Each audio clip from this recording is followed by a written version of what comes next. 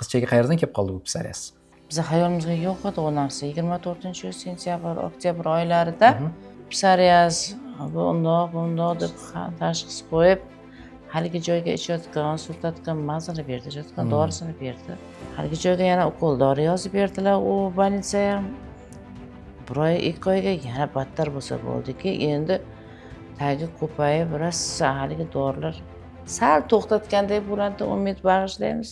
Yana umidimiz puchga chiqadi haligi joyga. Donachalarda tagi og'riydi. Dermalayev degan so'z bilan shunday ko'zim tushib ketdi, haligi joyda rosa tekshirishga tushib ketdim. Qarasam pissariyaz, mana bunaqa kasal, unaqa kasal. Haligi Samarqandlik bir xola nevaralarning bolasini, nevarasini ko'rsatyapti. Shunday yomon bo'lib ketgan, parchalanib, dog' bo'lib, pissariyaz yomon bo'lib ketgan joyi bilan yaxshi bo'lib ketgan joyini ko'rsatib boryapti. Ana maktabga qo'yishmagani haqida. Ha, maktab qo'yishmagan, yig'lagan shu.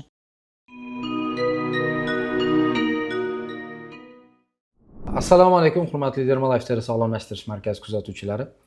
Yangi mavsumdagi keyingi manzilimiz Qashqadaryo viloyatining Kitob tumaniga tashrif buyurganmiz. Bu yerda 11 yoshli jajji qizchamiz bir necha yildan beri pissariyazni tarqoq turidan aziyat chekib kelgan edi.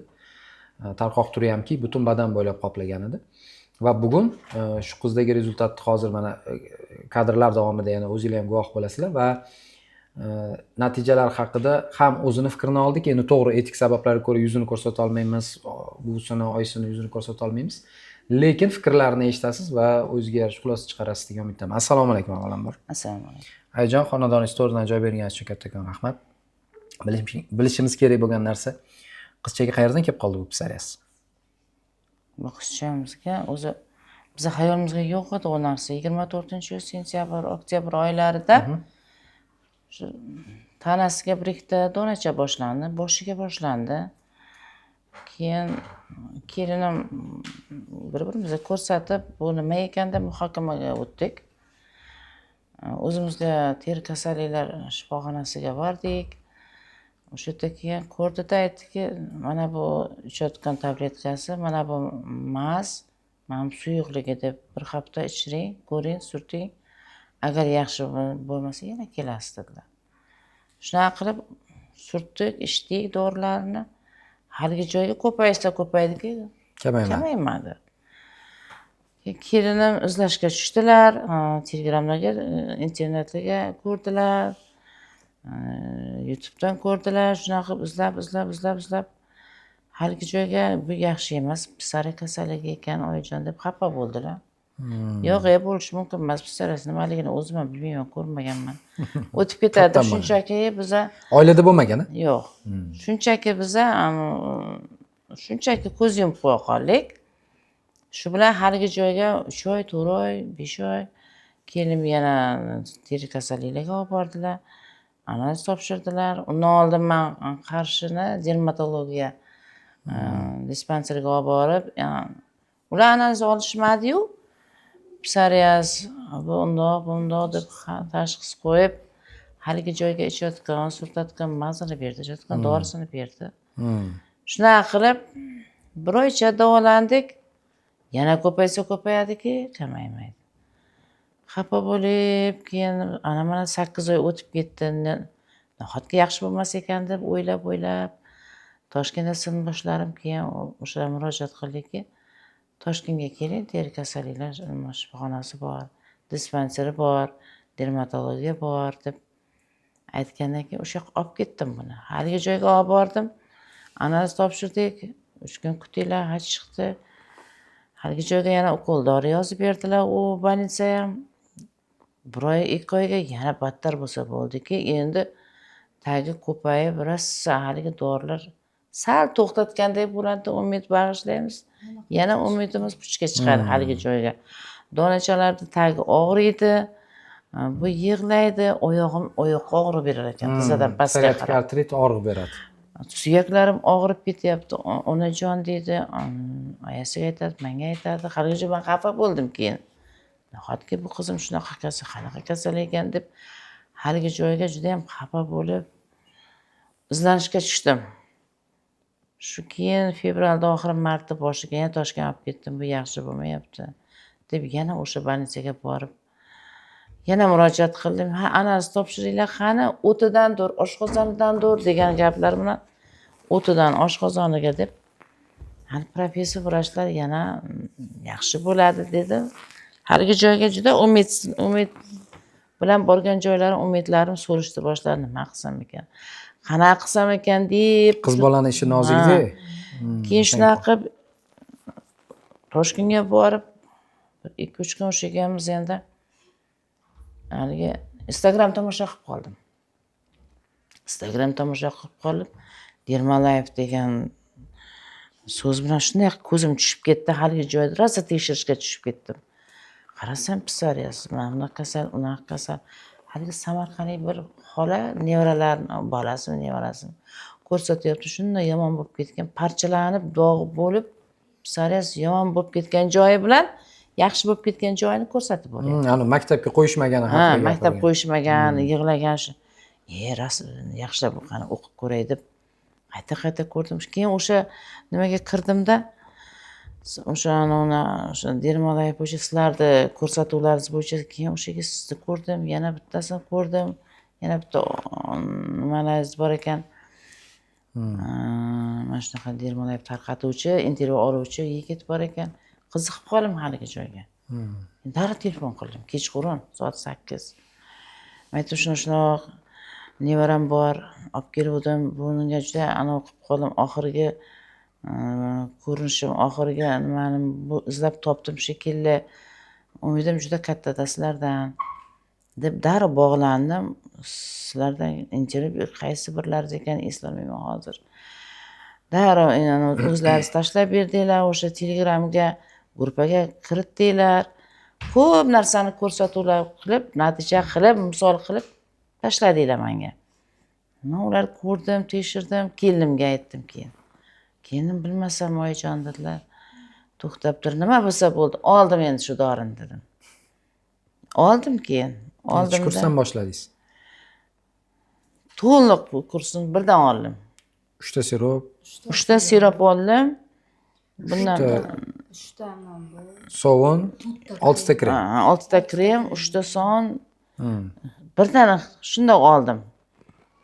Keyin kechqurun soat 10 gacha, 10:30 gacha yetkazib berdilar o'sha Toshkentga. Keyin shundan ertasi kuni haligi analiz topshirganmiz Paftorni o'sha dispanser nimasiga yana bordim. Dermatologik sentrga bordim. Keyin u professor opa ekanlar, eslolmadim ism familiyasi, 6-xonaga kirdik. Endi analizlarni oldimda Amonullohga tashladim. Mana bunaqa bo'lib chiqdi, avvalgisi mana bunaqa bo'lib chiquvdi. Ikkalovlarini solishtirib ko'rib, tekshirib o'qish ham endi bir nima demadilar. Baribir ham bir-birlaringizga nimasiz. Analizlarni doim bizga tashlashadi, biz mutaxassislar bilan ko'ramiz. Siz buni ko'ringiz, siz buni ichirib, surkab, sog'ni har kuni, har 2 kunga yuvintirib, hozir havo sovuq, 2-3 kunga bir yuvintirib ko'ringiz dedilar. Yo'q, haligi joyga juda katta umid bag'ishlab kelinga aytdim. Nima bo'lsa bo'ldi, oldim kelin dedim. Ertaga yo'lga chiqamiz. Shu bilan keldik. Kelinimga buni ichirar ekansiz, buni surkar ekansiz, mana buni yuvintirib, mana bu sovunni juda yaxshi ekan, infeksiyaga qarshi ekan dedi. Menga yoqdi. Bir ko'ringiz qani, yaxshi bo'lib ketsa ajab emas dedim. Shu bilan bir ham yaxshi bir hafta 15 kun deganga Qo'zg'atishi bor. Keyin 1 oyda ichiga ham qo'zg'atib ko'paytirib tashladida. Qo'rqib ketmadingizmi?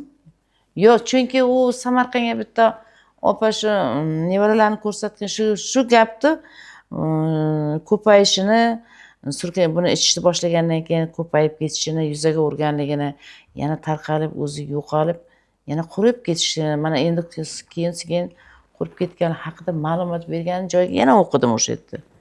Keyin mana o'zi ko'pchir ekan, keyin Omonullohga ham shunaqa degandan keyin ha, o'zi ko'pchib bir yuzaga urib oladida, keyin yana yo'qoladi dedilar. Haligi joyga xursand bo'ldim. Qo'rqmang kelin. O'zi ko'payib, o'zi yana tushib ketar ekan bori. Xuddi hali qizim qo'xshab chiqib, yana yo'qolar ekan bu dedim. Yo'q, 1 oyda ichiga, 2 oyda ichiga minora bo'lib, voy dedim, 3 oyda ichiga yaxshi bo'lib ketdi. Hali birinchi bo'lib boshinikida yo'qolayotganiga xursand bo'ldim. Chunki bitta narsadan xafa bo'lganim mana bu qish vaqtlari kelib qoldi, boshiga shapka kiyib ketadi-da. Maktabga ham shapkada o'tiradi nevaram. Bolalar ko'rib qolib mana shu qulog'ini shapkani bostirib kiyib olar ekan, peshonasiniga xuddi qayzg'oqqa o'xshab qo'parilib tushadi-ku. bo'ladi, ha. Haligi bolalar shapkasini otib unsiga berar ekan, bunsiga berar ekan, o'tirib olib kuchi yetmaydi, birovni urishmaydi, birovni gapirmaydi, qattiqda yumshoqqina qiz, lekin hushyor bo'lgani bilan qiz bola narsa kuchi yetmaganda partaga boshini qo'yib yig'lab olar ekan. U gaplar bo'lgan voqea menga aytib kelgandan keyin yuragimga yomon botdi. Menga eng yomon narsasi o'sha. Balkim o'sha bolalarda o'sha xatti harakatlari, kamsitishlar balkim meni uyg'otgandir, nimaga turtki bergandir. Sababchi. To'xtab tur, nariroqqa bor, ko'r, tekshir degandir. O'sha narsa ham sababchi bo'ldi-da. O'sha bolamni kamsitgandan keyin juda xafa bo'ldim.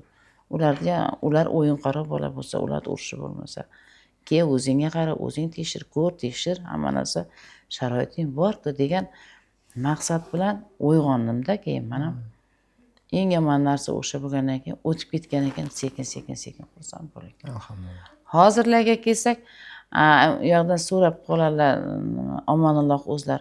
Ha, 60-70% yaxshi bo'ldi. 80% yaxshi bo'ldi. Ana kunlar yana telefon so'rayapsizlar.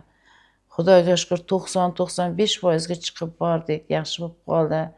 Yana jo'natib yuboring, bitta krem, ikkita krem ham bitta suyuqligidan. Endi butunlay yaxshi bo'lsa, yaxshi bo'lib ketsin, Xudo xolasa, qarab turmaylik deb. Yo, borlaringga shukr, duo qilaman. Namozlarimga duo qildim.